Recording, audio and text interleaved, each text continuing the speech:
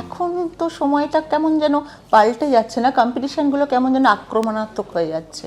জানি না, বোধহয় সময়ের সঙ্গে সঙ্গে হচ্ছে, বাট এটা ঠিক আক্রমণ তো বলবো না, মানে ওই হয় আসলে যারা বলেন তাদের মুখ থেকে তো আমরা শুনছি না, আমরা অন্যান্য মানুষের মুখ থেকে শুনছি।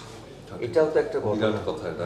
মিস করতো যে কোনো সময়। আমরা দায়িত্ব নিয়ে বলছি, এটা আমি অন ক্যামেরা বলছি, আমাদের সময় বিবার ব্লেস যে আমাদের এত সোশ্যাল মিডিয়া ছিল না, অন্য কিছু ছিল না, যে কারণে হয়তো আমাদের রেকর্ডও করতো না, সত্যি কথা বলছি। কিন্তু তুমি আমাকে একটা লাইন তাপস পালের, একটা লাইন প্রসেনজিতের বার করতে পারবে না কোথাও। আমরা তো ইস্ট বেঙ্গল মোহনবাগানের মতন একদম একদম একদম, হ্যাঁ, যে ও আমাকে নিয়ে কিছু বলেছে, আমি ওকে নিয়ে বলেছি। ঠিক। এখন না আসলে মানুষগুলো বলছেন না, হয়তো ও একটা কথা বলবে একরকম ভাবে, তার চারটে লেয়ার্স দিয়ে একটা আরেকটা লোককেও কিছু বলছে, সেইটা নিয়ে মানুষ আলোচনা করছে।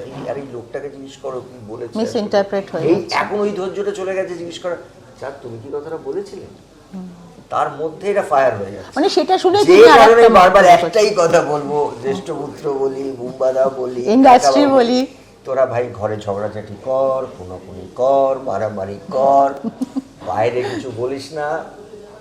একটা সংসারেও এই ঝগড়াঝাটি হয়, তারা কি সকালবেলা মাইক নিয়ে বলতে থাকে যে কালকে আমাদের এই ঝগড়াঝাটি হয়েছে?